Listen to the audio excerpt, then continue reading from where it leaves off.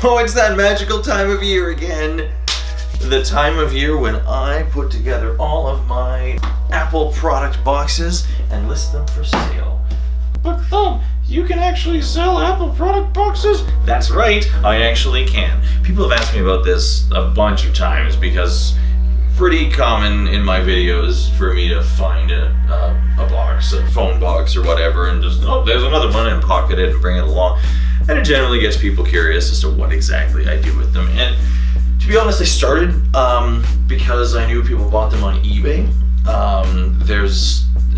It seems like people pay $10 on eBay, except for the absolute newest one. If you look right now, the iPhone 11 XS Max Ultra Pro dingle doo-wop box is like $50. The shipping's a bit expensive, and that's kind of why.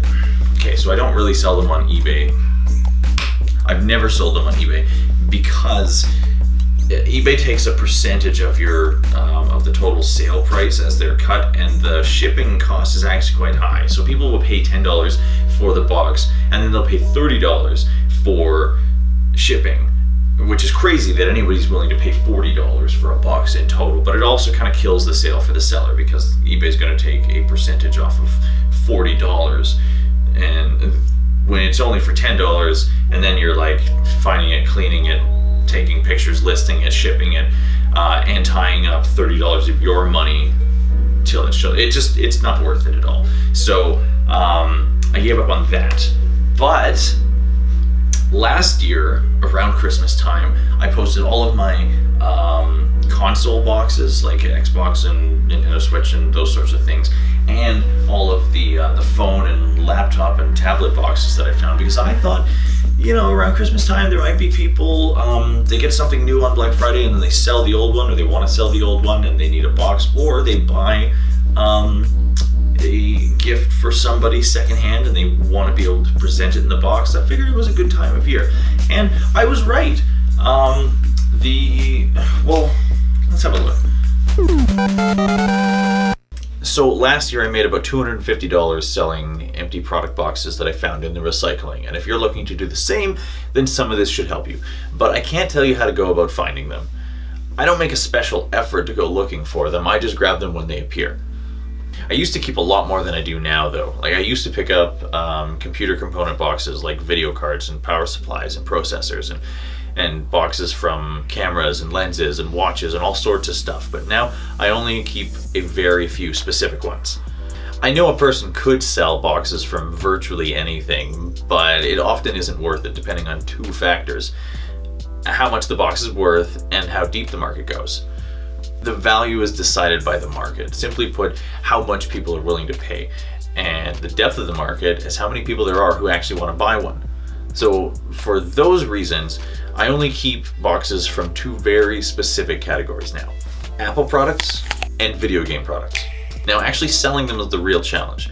As I mentioned, the percentage that eBay and PayPal will take off of selling an item for $10 that has $30 shipping is a bit too high to make it worth the hassle. So I stick to local sales: Facebook Marketplace and Kijiji. Mostly Facebook Marketplace now, which is always a laugh when people comment, and people sure do love to make fun of other people. Let's go through a few of them. Brian wants to know what value it has. Not my responsibility to explain. I used to do that, but at this point, it's just, I'd be explaining all day. And people don't tend to read things before asking questions, in my experience. Alex Jackson thinks that he's got the answer. Brianna has some mini weeds boxes for sale. Thankfully, some people seem to be. Weirdest dumpster dive find. You're not far off, but is it really the weirdest? I would argue it's not. More photos. And then it actually does get a little serious. This Bobby here doesn't get why people would want to buy them. And yeah, he gets some semi-reasonable answers. And some not so much. I mean, you could use it as a prank. Somebody actually did buy one last year for that. I think it was the iPhone 10 that was hot last year. That's exactly what they did. Put a rock in it, and it would be kind of fun to get like an iPhone 10 or 11 box and put a pair of socks or something in it. That would totally be worth $10 just for the gag. So there's that value for sure. Apparently somebody did a video of finding the boxes in a dumpster. I think there's a lot of those out there. Unfortunately, there are so many people that sincerely think it's a joke that my posts have been getting deleted from Facebook groups, which means I can't see all of the comments anymore. I was hoping to screenshot a lot more because they were, well, it's just more of the same. Some people just think they're funny. They do still sit in the marketplace general though, and people do message me for them. Most of them want one or two, but I'm waiting for that buyer who's got a side hustle reselling phones and wants to make an offer for the whole lot. Last year I did better because I was willing to sell to the small 1 and 2s, and for that I wanted $10 for a box or $5 each if you bought more than one. Yeah, I sold a handful of those. The video game boxes were a bit more interesting though. The Nintendo Switch was hot last year, so I had a bunch of those console boxes that I sold for $10 each. The PlayStation and Xbox though, I could not move at any price. Probably because they're so popular that there's just no shortage or difficulty finding one. The exception was for the special edition boxes. I got $20 for the Spider-Man console box, and again for the Star Wars special edition one.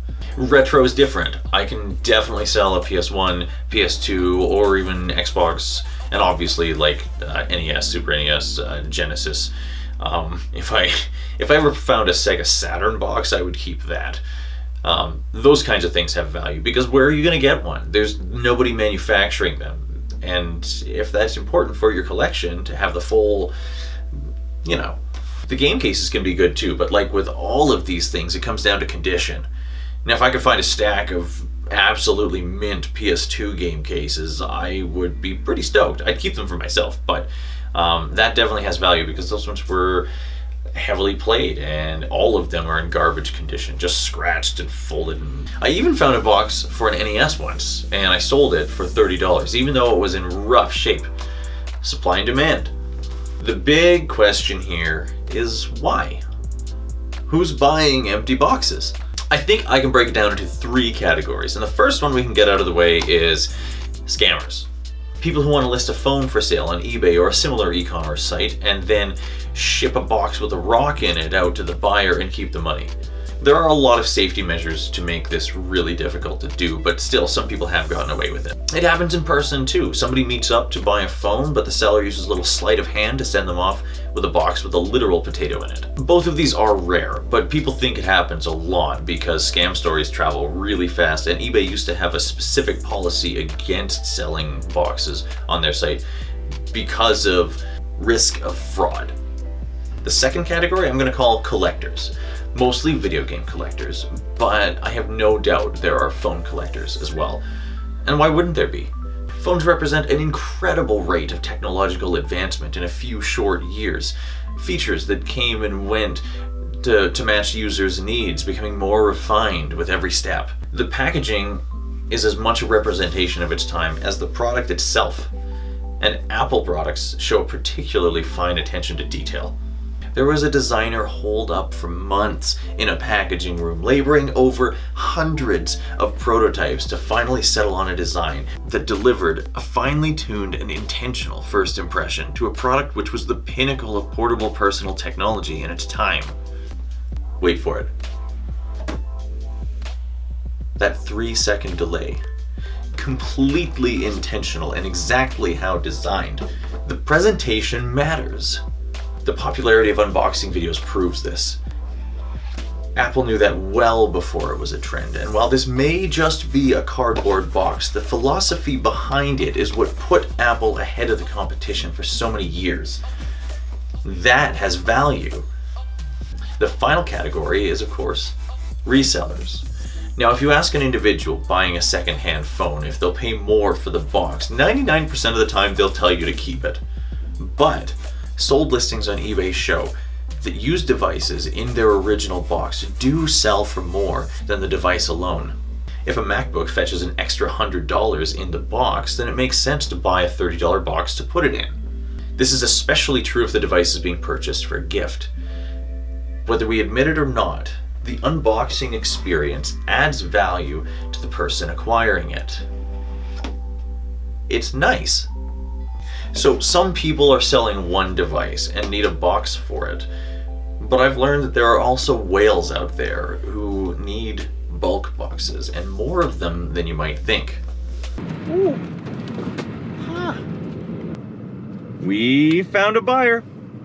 Now, there was a lot of dickering back and forth. At first, they just wanted a couple very specific ones. Quite a few, but very specific ones. And they wanted the price, and then they wanted to know how much for all of the phones. And then, that was pretty close. Basically, I, through some competitive pricing, I encouraged them to purchase the entire lot. So we've got everything all loaded up in the back right now, and it's a bit of a drive, but that's one of the things. I leveraged the free delivery included, and the deal's not done until the product is delivered and the cash is in hand, but we'll see how this goes.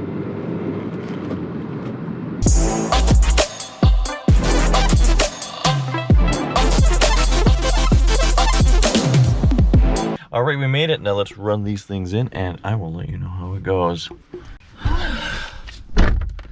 Yes, that worked out beautifully. Welcome back.